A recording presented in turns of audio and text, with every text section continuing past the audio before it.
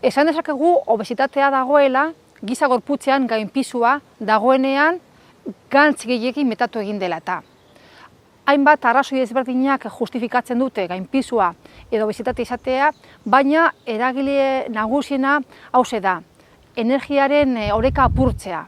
Horrek esan nahi du, energia sarrera gastu energetiko baino altuagoa dela eta horrek ekartzen duena da pisua irabaztea. Badaude hainbat baliabide obesitatea neurtzeko, baliteke arruntena da gorputz masaren indizea, eta obesitatea dagoela esan dezakegu indize hori 30 baino handiagoa denean. Beste indize bat da aldakagerri arteko erlazioa neurtzea, eta horretan zein motatako obesitatea dugun antzemango dugu. Gantza erraien artean metatu egin bada, orduan sagar motatako obesitatea egongo da, edo aldakan, larru azalpean, emakumeengan gertatzen dena, hau da, madari motatako obesitatea. Gizentasuna ondorio kaltegarri asko dakartza, eta hainbat gaixotasuna esateko arriskua handitzen da. Esate baterako, bigarren motatako diabetesa,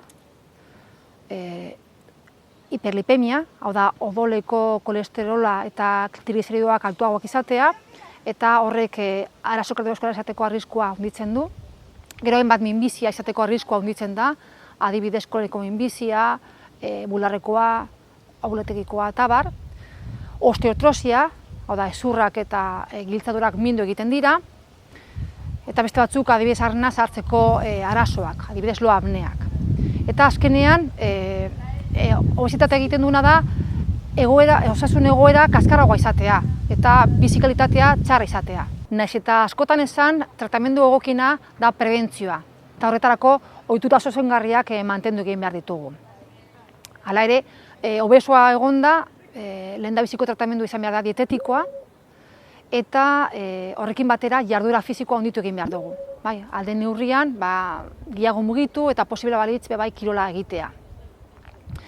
Egia da, hainbat medikamentuak frogatu egin direla obesitatea tratatzeko, baina ez dago bat ere eraginkorra izaten denik, eta gaur egun erabiltzen direnak oso emaitza pobreak ematen dute, eta gainera bigarren mailako efektuak dakartzate. Eta obeso morbidua izan da gero, hau da oso obesoak direnen artean, posiblea da bai ebakuntza kirurgikoa egitea, baina oso kasu konkretutan baino ezin da erabili. Euskal Erkidegoan gainpisuaren intzidentzia 50% inguru izaten da, eta gizentasunarena 14%.